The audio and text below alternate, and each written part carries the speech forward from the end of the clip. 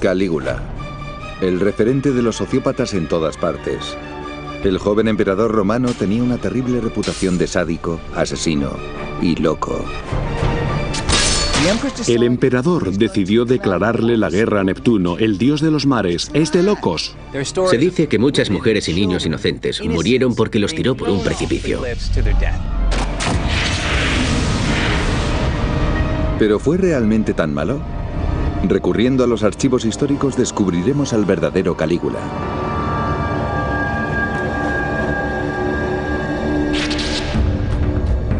Los investigadores examinarán su turbulenta vida minuciosamente con la ayuda de una serie de pruebas científicas. Unas nuevas pruebas arqueológicas mostrarán por primera vez el escenario de su sangrienta muerte.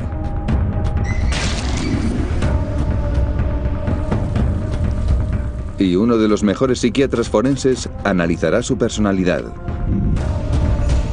Todo para revelar si estaba loco o simplemente era malo, y en qué posición queda con respecto a otros personajes históricos que se comportan mal. Los malos de la historia. Calígula. El emperador Calígula se convirtió en el líder supremo de Roma a los 24 años. Estuvo en el poder menos de 4 años antes de ser asesinado. En ese breve periodo cometió atrocidades impensables. Actos de crueldad que le asegurarían un lugar en la historia como un loco de atar. Calígula está psicológicamente muy trastornado. Su comportamiento incluye asesinatos, matar sin remordimientos y saltarse cualquier límite moral que se le pusiera por delante. ¿Pero estaba realmente loco?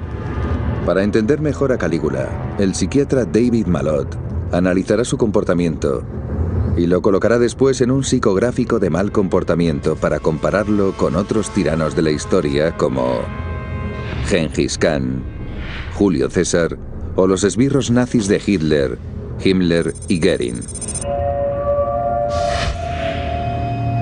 El historial de Calígula es espeluznante. Daba grandes fiestas y hacía decapitar criminales entre plato y plato.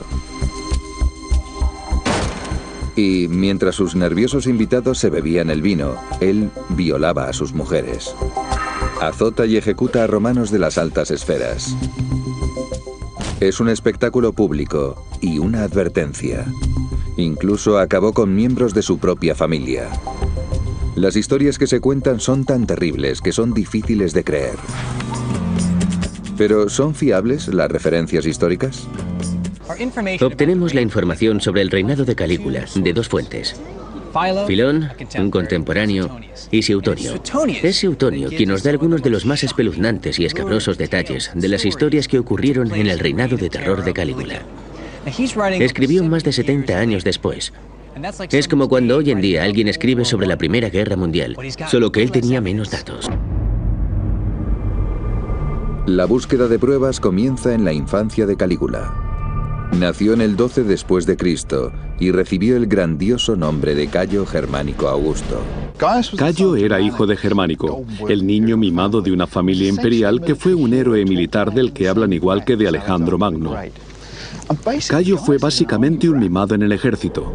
El joven Cayo pasó sus primeros años en un sitio parecido a este, un fuerte del ejército romano. Se paseaba por el campamento con un disfraz de militar en miniatura que le había hecho su madre, y los soldados lo adoraban. Le pusieron el mote Calígula, que significa pequeñas botas, por las sandalias militares en miniatura que llevaba. Cuando el pequeño Calígula quiere algo, hasta los soldados más duros acuden corriendo. Imagínense lo que eso provoca. Tu padre es un héroe, a ti te han mimado toda la vida y básicamente no puedes hacer nada malo. Así empezó todo. El estudio del Dr. David Malott expone el impacto que eso puede tener en un niño. La infancia de Calígula tuvo un gran efecto formativo en su carácter. Era el mundo al revés. En vez de estar rodeado de adultos, este niño estaba rodeado de gente que se arrodillaba ante él, que le decía que no podía hacer nada malo, sin ninguna guía moral. No era un niño, Era un general. Claramente no es un buen comienzo. Y fue de mal en peor. El Imperio Romano está bajo el mando de Tiberio, un viejo canalla cruel y depravado. Es una versión temprana de Stalin, incluso tiene una policía secreta que investiga a cualquiera que suponga una amenaza, real o imaginada. Y tienen en el punto de mira a Germánico, el padre de Calígula. No hay que olvidar que Germánico es un héroe de guerra que significa mucho para los romanos. Y también es el siguiente en la línea de sucesión al trono. Por otra parte, Tiberio es un hombre retorcido y poco popular. Y es tan paranoico que sospecha mucho de Germánico. Calígula tenía solo 7 años cuando su padre enfermó de forma repentina y murió. Todo era muy sospechoso. Se dice que Tiberio lo envenenó, pero no hay pruebas. Si hubiese sido un asesinato, hubiese tenido un fuerte efecto psicológico sobre Calígula. Ahora la ciencia moderna puede responder a esta pregunta. ¿Fue un homicidio?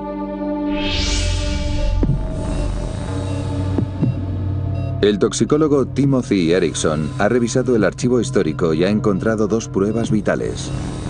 Un simulador robótico nos ayuda a explicar su análisis. Sabemos por los informes de Germánico que tenía unos eczemas rojizos en la piel. Los informes son muy descriptivos. El otro dato importante del informe de la muerte de Germánico es que echaba espuma por la boca justo antes de morir. Hoy en día sabemos que esto encaja con un envenenamiento por arsénico. Pero el envenenamiento por arsénico se puede confundir con una enfermedad muy común y letal. Lo que suele describirse como parte del envenenamiento por arsénico es un tipo de diarrea con la cual pierdes tanto volumen que parece como una mezcla de arroz y agua. Muchos informes lo calificaban de cólera, así que esa era otra forma de evitar las sospechas por el arsénico. Arsénico camuflado como cólera. Parece una explicación coherente. Sufre un fallo cardíaco. Entonces su cuerpo se colapsa y muere.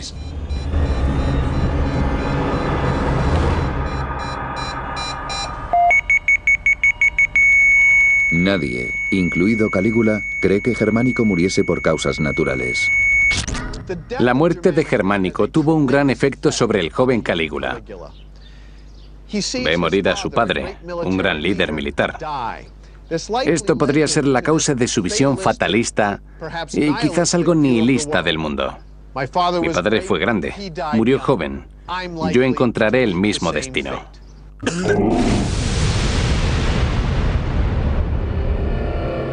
Durante los siguientes 12 años, Calígula vive aislado con su abuela. No hay nada escrito sobre este periodo de su vida.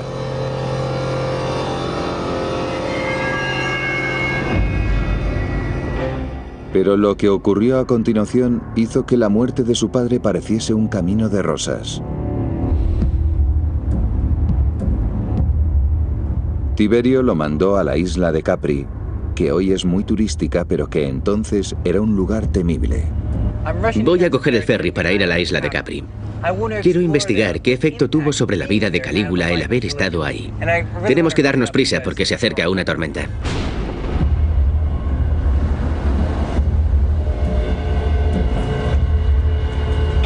Capri está a unas 130 millas de Roma en el mar Mediterráneo, y eso le daba a Tiberio cierta protección frente a los ataques.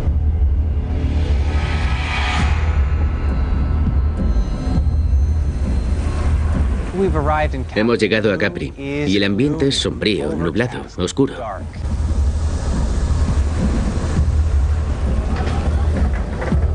Como la guarida de cualquier villano, el palacio de Tiberio está en el pico más alto y más inaccesible de la isla. Calígula no tenía ni idea de por qué lo habían llamado, pero lo que pasó aquí lo cambió para siempre.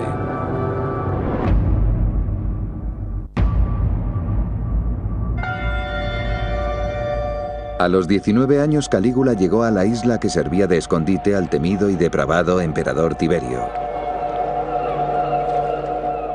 Calígula no sabía por qué lo habían hecho llamar.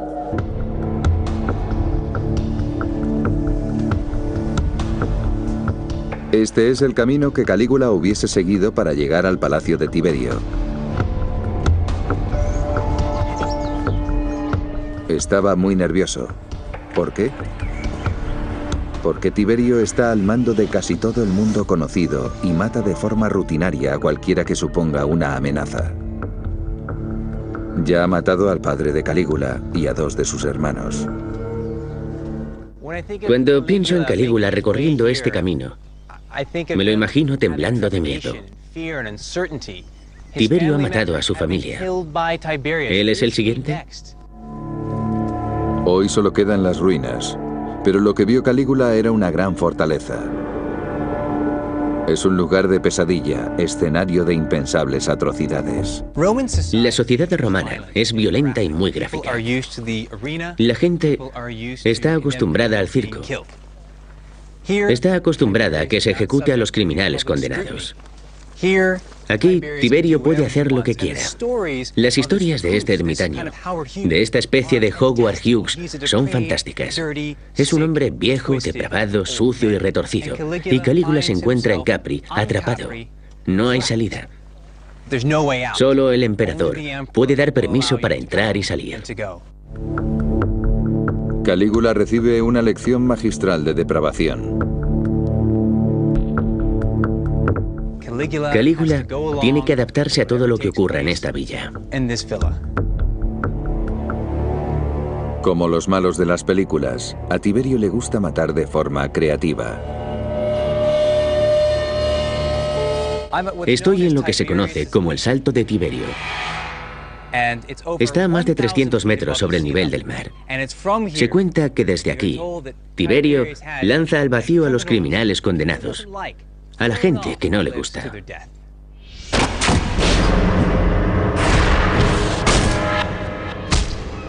Cuentan que si sobrevivían, había gente abajo esperando con remos.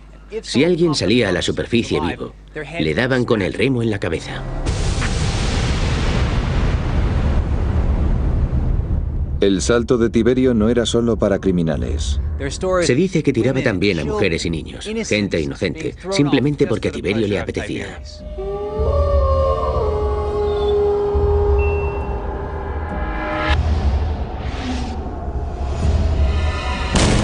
Calígula presenció todo eso.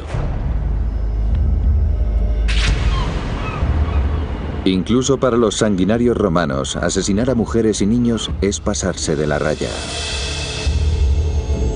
Según los historiadores, hay más, mucho más.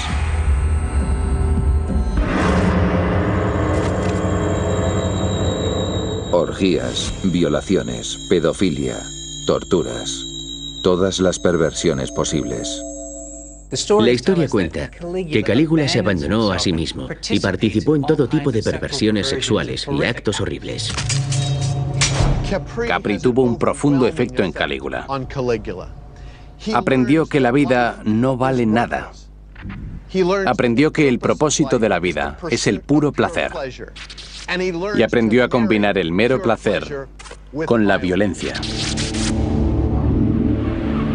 Calígula se hundió aún más en este retorcido estado mental. Empieza a identificarse con Tiberio. Quiero ser como Tiberio. Él quiere ser Tiberio, el hombre que mató a su familia y ahora lo tiene atrapado. Es una versión temprana del síndrome de Estocolmo. Calígula se identifica con la bestia.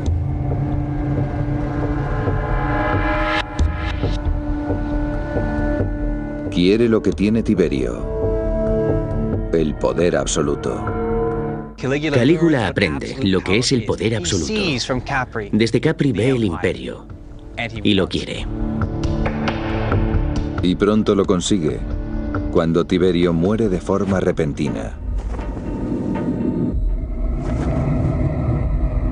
El historiador Suetonio lo llamó asesinato y puso nombre al asesino, Calígula. No hay pruebas, pero es cierto que Calígula se benefició del fallecimiento del viejo granuja. El mando del imperio pasa a sus manos y a las del nieto de Tiberio, Gemelo. Pero Gemelo tiene solo 18 años. Es demasiado joven para compartir el poder.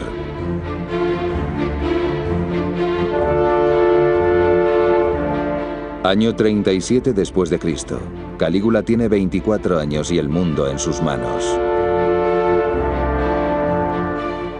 Tiberio ha muerto. Calígula es ahora el emperador. Se dirigió hacia Roma por este mismo camino, la Vía Apia.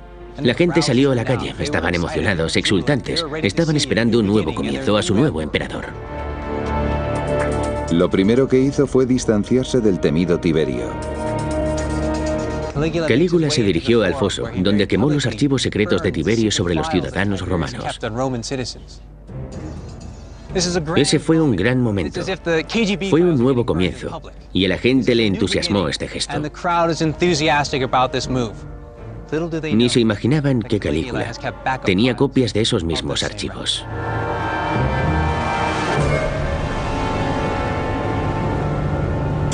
Calígula no paró ahí. Complació a las masas. Compró su aprobación. La sociedad romana estaba dividida en dos grupos. La clase gobernante, la gente educada y adinerada. Ese es el primer grupo.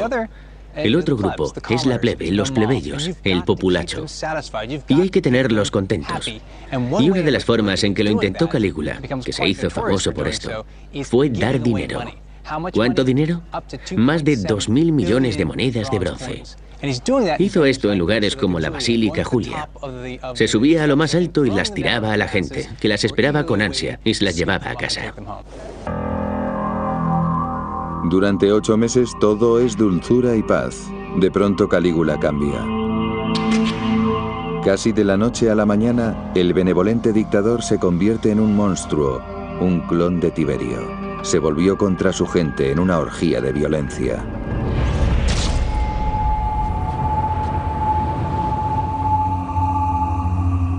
Calígula dio un gran banquete como emperador. Normalmente hubiese sido un gran evento social. Pero con Calígula, en las celebraciones, frente a los invitados, hay atrocidades, hay muertes. Y hay sangre sobre el mantel. El historiador Suetonio cuenta que fue a peor. A veces retiraba a las mujeres de invitados importantes, se las llevaba, las violaba y las llevaba de vuelta al banquete para comentar el acto sexual. Era increíble. Creía que podía irse de rositas y estaba en lo cierto. Calígula abusa de la igualdad de oportunidades. Los romanos de la alta sociedad que se cruzan con él son golpeados, torturados y asesinados en público. Ni el sanguinario Tiberio fue capaz de llegar tan lejos. ¿Hay algo de verdad en todo esto? Una historia cuenta que Calígula cambió las normas de los juegos de gladiadores. Los gladiadores eran divididos en varios grupos dependiendo de la armadura y las armas que usasen. La gente seguía a los gladiadores como hoy se sigue a los equipos de fútbol. Los gladiadores favoritos de Calígula eran los tracios, que llevaban una armadura muy ligera. Normalmente los hacía combatir contra los murmillos, que llevaban más armadura. Las normas son las normas, y durante 300 años ningún gobernante romano se ha atrevido a interferir. Sería como cambiar las normas de la liga de fútbol. Todo el mundo te odiaría. Pero cuenta la historia que Calígula quiere combates más largos y sangrientos con más sufrimiento. Así que ordena que uno de los gladiadores lleve menos protección. ¿Funcionaría? ¿O moriría antes el gladiador menos armado?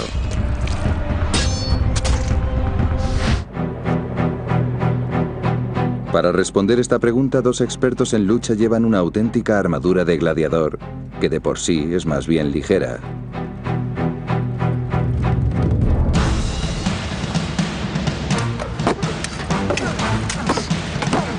El médico militar, Fred Galven, está cerca para atender las heridas.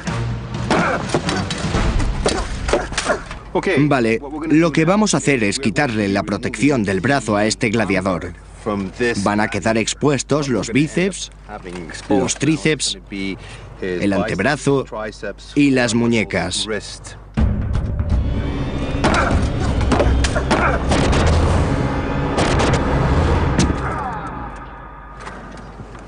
Ese hubiese sido un corte feo. Hubiese atravesado los grupos de músculos del bíceps y el tríceps. Por muy fea que sea esta herida, no es tan grave como podría ser una herida en el antebrazo, porque por ahí pasan las arterias y venas que atraviesan el brazo. Aunque es sangrienta, esta herida no hubiese puesto fin a la batalla. A continuación, Fred retira el escudo del gladiador.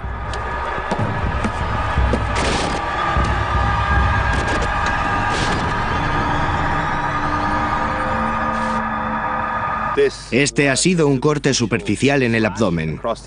No se ha dañado ninguna estructura vital, como el hígado que está aquí o el bazo que está en esta zona. Los pulmones, situados en los laterales del pecho, y el corazón en la zona central, tampoco han sido afectados. Ha sido un corte superficial de los músculos abdominales y podría seguir luchando. Probablemente los tracios podrían matar a sus rivales en cualquier momento, pero si no ofrecen el sangriento espectáculo que Calígula quiere, el emperador no les dejaría dejar la arena con vida. El mal comportamiento de Calígula le sale solo. La cuestión es, ¿qué fue lo que le convirtió en un monstruo despiadado? Las fuentes históricas lo atribuyen a una misteriosa enfermedad. Ahora, la ciencia médica moderna revelará la verdad.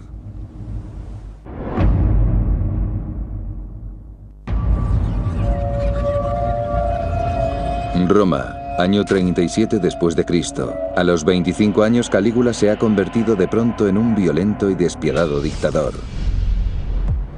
2000 años de fuentes históricas atribuyen este cambio en su comportamiento a una misteriosa enfermedad. Hoy se pueden buscar causas más específicas. Un cambio de personalidad repentino podría sugerir daño cerebral. Los romanos veían esto como un castigo de los dioses. La neurología moderna señala como culpable al licencioso estilo de vida de Calígula. Los principales sospechosos, el alcohol y el sexo. El herpes, una enfermedad de transmisión sexual, puede provocar una encefalitis que daña el cerebro. La encefalitis provocada por el herpes ataca a los lóbulos frontales, que están relacionados con la expresión de emociones y la represión de impulsos. Un daño en el lóbulo frontal puede provocar un cambio de personalidad. Un comportamiento muy extremo y emocional, periodos de extrema euforia, de extrema tristeza, comportamiento poco oportuno, comportamiento sexual inoportuno, comportamiento agresivo, violento contra otros. El comportamiento de Calígula cuadra a la perfección con la encefalitis. Pero hay un problema. Incluso con la medicina moderna, el 75% de los pacientes con esta enfermedad muere. Hace 2000 años, las posibilidades de Calígula de sobrevivir hubiesen sido incluso menores. Entonces, si no fue el herpes, ¿qué pasa con el alcohol? Se sospecha de algo muy romano, porque este no es un simple caso de intoxicación etílica. El posible culpable es un edulcorante llamado de frutum que los romanos añadían al vino. Hacían un vino seco que probablemente no estaba tan bueno en comparación con la tecnología moderna. Usaban el de frutum para endulzarlo y que fuese más apetecible. Está preparando de frutum, siguiendo exactamente el mismo método que utilizaban los romanos. Lo que hace que se sospeche del de frutum es cómo se hace. Los ingredientes se hierven en una olla revestida de plomo. Creían que si lo servían en una olla de latón, se estropearía el jugo que cocinaban. Los romanos no conocían los peligros del plomo. Entonces la cuestión es, ¿cuánto plomo contenía el de frutum? Un análisis químico nos dará una respuesta. Es increíble porque, que yo sepa, nadie ha analizado su contenido en plomo después del proceso. Por aquel entonces, les gustaba el sabor del plomo. Era como echar sirope de chocolate en la comida. Analizan la muestra en un espectrómetro de masas y comparan los niveles de plomo con los de un vino actual. Los vinos actuales, el vino que nos llevamos a casa, debe tener menos de 200 partes por billón. Eso es permisible. Si es inferior a 200, se puede vender. Veamos el de Frutum. Vaya, 29.000 partes por billón. es muchísimo. Tiene muchísimo plomo, es alucinante. Sabía que iba a ser un nivel elevado, pero no sabía lo alto que sería. Y sinceramente, son mucho más altos de lo que esperaba. Así que hay una cantidad más que suficiente de plomo como para causar una intoxicación crónica. Cuando el paciente sufre realmente una intoxicación o un envenenamiento por plomo, es cuando empieza a apreciarse la personalidad alterada, el delirio, la confusión. Si pienso que podría haber causado los cambios de personalidad y el comportamiento radical de Calígula, sí. Pero Calígula no era el único romano que bebía vino. No sería extraño que muchos se intoxicasen por plomo. Un informe histórico aporta una explicación. Filón escribió que después de hacerse con el poder, Calígula empezó a beber mucho. Demasiado hasta para un romano. El plomo se sumó a su ya de por sí perturbada personalidad.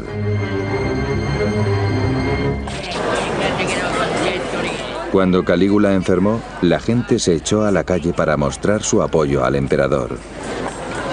Deberían haberse quedado en casa. Durante la enfermedad de Calígula, mucha gente hizo promesas por su pronta recuperación. Una de esas personas que hizo un juramento fue un tal Publio Africano Potito, que ofreció su vida a cambio de la de Calígula. Cuando Calígula se recuperó, se lo tomó al pie de la letra. Lo vistió como un animal de sacrificio, le puso guirnaldas y coronas y lo tiró por encima de la muralla de la ciudad.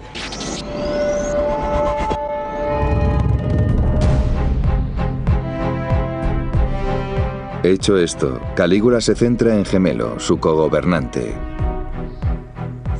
Calígula se da cuenta de que Gemelo está más cerca que nunca del trono. Es su cogobernante, aunque él era el favorito de Tiberio. Debe ser eliminado. Calígula acusa a Gemelo de traición. El castigo correspondiente es la muerte. A Calígula no le importa la legalidad. Incluso Stalin usó juicios falsos para cubrirse las espaldas. Todo lo que le ofrece a Gemelo es morir con honor romano. Obligan a Gemelo a suicidarse. Y Calígula manda a sus matones para asegurarse de que lo hace.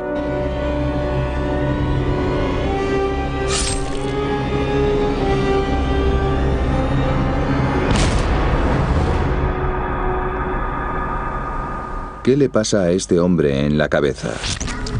El doctor Malot cree que es un caso grave de narcisismo. Se ve a sí mismo como una figura grandiosa y omnipotente.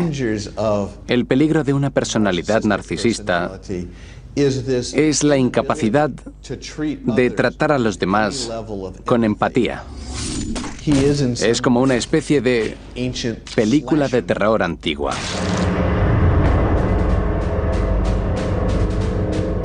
Es Freddy Krueger con toga. Está tan descontrolado que reta a los mismísimos dioses. En tiempos romanos eso estaba muy mal visto, pero a Calígula no le importa nada. En el corazón de la antigua Roma está uno de sus edificios más venerados, el templo de Castor y Pollux. El historiador Suetonio escribió que Calígula convirtió este lugar sagrado en la entrada principal de su palacio. El equivalente moderno a una acción así sería construir una enorme casa al lado del Vaticano, hacer un agujero y usar el Vaticano como vestíbulo, como comedor, ponerle luces y una bola disco, hacer fiestas. Es así de absurdo. Estaba así de loco.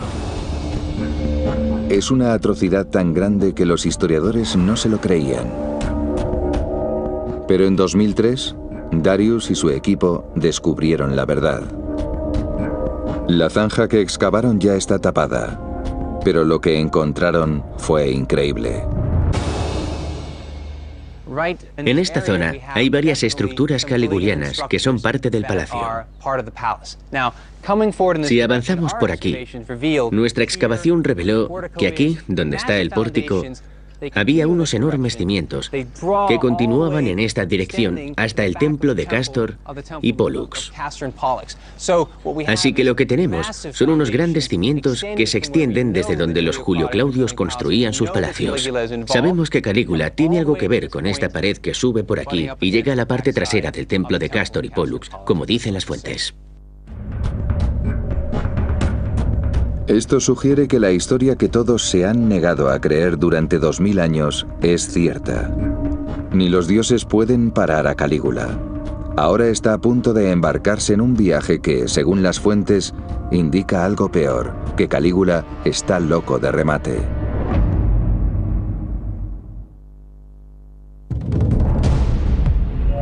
Año 39 después de Cristo. A los 27 años Calígula controla Roma a base de miedo.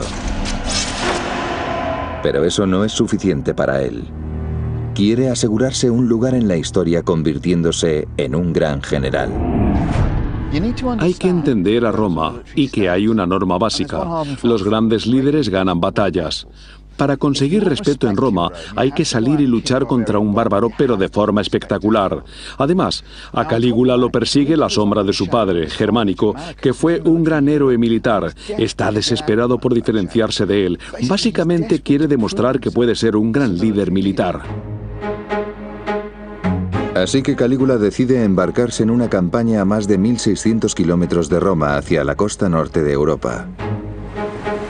Suetonio escribió que después de 8 meses Calígula volvió a Roma contando una historia extraordinaria, que había conquistado Gran Bretaña, algo que no consiguió ni Julio César. Suetonio también dice que Calígula engañó a la gente. Para demostrar que había conquistado Gran Bretaña, hizo desfilar a varios prisioneros, incluido un jefe británico.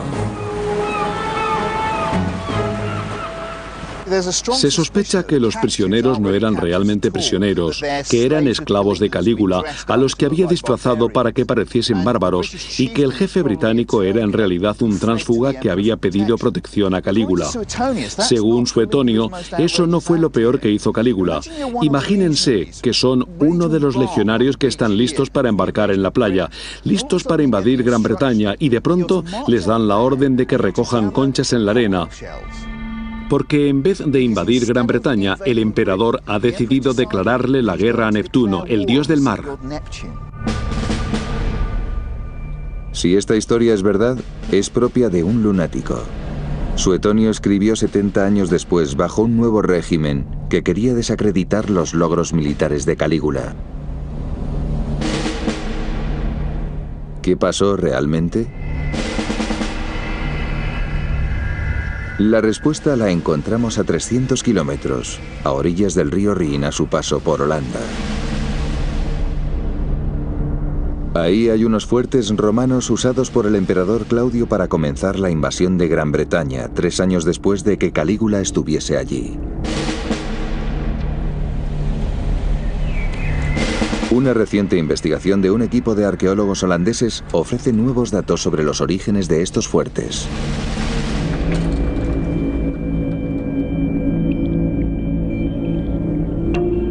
El equipo estableció la edad de la madera del fuerte por medio de los anillos de crecimiento de los árboles. Esto se llama dendrocronología. Cada trozo de madera tiene un patrón único, una especie de código de barras. Sabemos de la secuencia de esta especie de códigos de barras desde el año 6000 a.C. hasta el presente. Solo hay que comparar el código de este trozo en concreto con la secuencia conocida.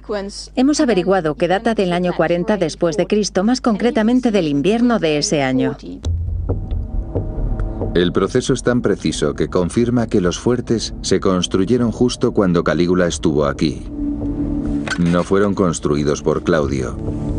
El equipo descubrió algo más en la zona que demuestra que Calígula planeaba algo grande.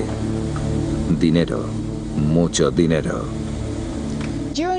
Durante la excavación encontramos unas 700 monedas y más de la mitad habían sido acuñadas durante el reinado de Calígula. Esto es una moneda acuñada durante el reinado de Calígula. Tiene un retrato suyo. Tenemos entre 80 y 100 monedas como esta que encontramos ahí. Y eso es algo muy extraño. Nos da un indicio claro de que en este periodo de tiempo de su reinado hizo falta mucho dinero en esta zona. Así que Calígula construyó los fuertes y tenía mucho dinero. La doctora Kemmers tiene muy claro lo que pasa. Construyeron los fuertes aquí durante el reinado de Calígula para controlar los suministros y tener una especie de bases de almacenaje donde pudiesen guardar las provisiones necesarias para la gran invasión. El Rin es la ruta de transporte perfecta desde el Mediterráneo porque empieza en los Alpes, pero se podía utilizar el Ródano para acceder al Rin desde el Mediterráneo para llevar tropas y suministros por el Rin hasta la costa del Mar del Norte y desde ahí comenzar la invasión a Gran Bretaña. No se sabe por qué Calígula no siguió su plan de invasión, pero 3 años después, Claudio conquistó Gran Bretaña, usando los fuertes de Calígula. Así que la estrategia estaba bien pensada. Creo que las pruebas de que Calígula preparaba una invasión nos obligan a reevaluarle de alguna forma. Siempre se le ve como un loco, y su plan de invadir Gran Bretaña se consideró poco fiable. Algo importante ocurrió durante su reinado. No fue un desastre total. Pasaron cosas de verdad, cosas importantes. No todo eran acciones de un loco. Calígula no estaba loco. No era un psicópata. Era capaz de planificar, dirigir y ejecutar un complicado plan militar. Esto fue un esfuerzo motivado por un objetivo. Y en la locura no se ve ninguna motivación.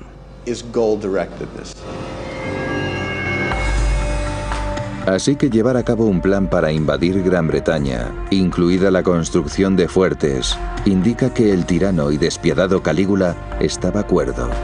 Pero eso no le va a salvar. Durante su corto reinado hizo muchos enemigos. Y unos nuevos descubrimientos arqueológicos nunca antes vistos nos darán más información sobre su sangrienta muerte.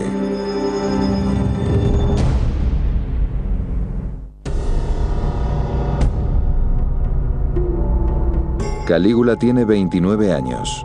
Ha gobernado Roma durante menos de 4 años y está descontrolado.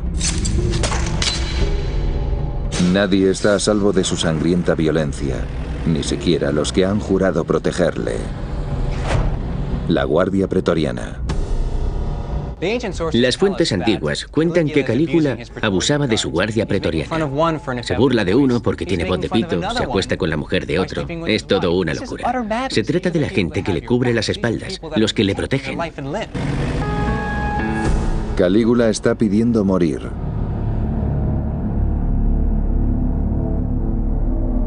En un frío día de enero del año 41 después de Cristo, va a los Juegos Palatinos en Roma. Una masa de gente llena el teatro y se extiende por las calles. La atmósfera está cargada.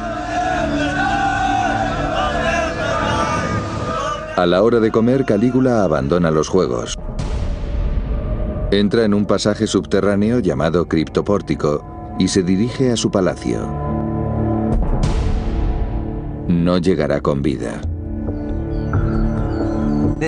Este tipo de pasajes subterráneos conectaban en un momento cualquier punto del palacio con otro.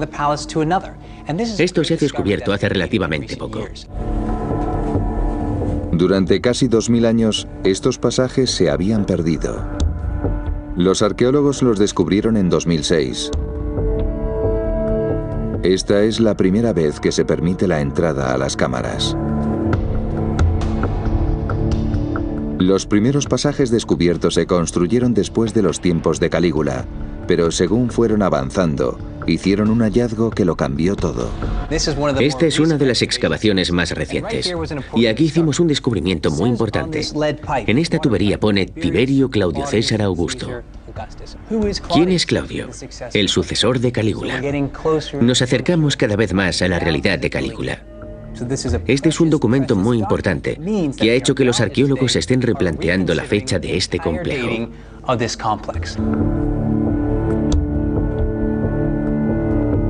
2 años después del descubrimiento, los arqueólogos siguieron excavando. Este pasaje es más antiguo que el de antes. Es el pasillo que recorrió Calígula de camino a los Juegos en el Monte Palatino.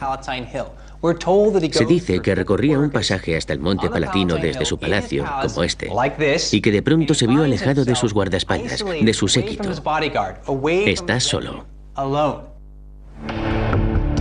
Estos son los pasajes que recorrió Calígula en los últimos días de su sangrienta vida.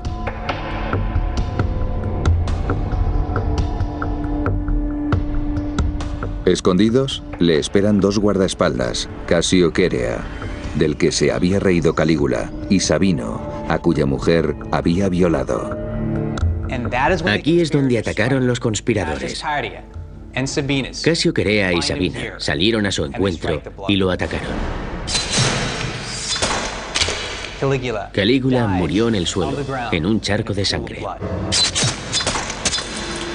Calígula ha sido emperador durante 3 años, 8 meses y 10 días. Solo tiene 29 años. En ese breve periodo de tiempo, los romanos pasaron de adorarle a odiarle. Vivió por la violencia. Disfrutaba viendo cómo morían mujeres y niños. Hizo los ya de por sí sangrientos y crueles juegos de gladiadores aún más sangrientos. Violó y asesinó. ¿Dónde lo coloca un comportamiento así en la escala de los tiranos psicópatas? Aunque puede que Calígula matase por poder, casi siempre lo hacía solo por entretenerse. Su comportamiento psicopático coloca a Calígula en el extremo opuesto de la escala con respecto a asesinos calculadores como Julio César o Gengis Khan. Para ellos, matar era algo necesario para conseguir sus objetivos. Estaría alto en la escala de psicópatas. El hecho de que matase sin remordimientos, sin sentimiento de culpa, y la incapacidad de ver a los que lo rodeaban. Este hombre era un psicópata frío como un témpano. Pero hay otro aspecto vital de la personalidad de Calígula que lo diferencia de otros: su extremo narcisismo. Era muy narcisista. Era muy engreído. No tenía ningún tipo de empatía con los demás. Necesitaba que lo adulasen. ¿Qué personaje histórico tiene una personalidad similar? Yo diría que alguno de los esbirros de Hitler, como Himmler o Goering, por su forma de combinar su enorme narcisismo y su tremenda autoestima con la psicopatía y la falta de remordimientos cuando moría gente. Cuando se mezclan las tendencias psicopáticas con una gran dosis de narcisismo, se obtiene una de las personalidades más aterradoras de la historia. Más aterradora aún porque Calígula era frío y calculador.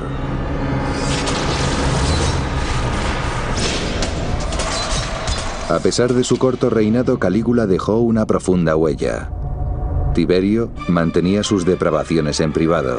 Calígula las aireaba en público. El miedo a Calígula persistió tras su muerte. Puede que fuese mentira y que Calígula estuviese observando para ver quién se alegraba y quién era el siguiente en morir.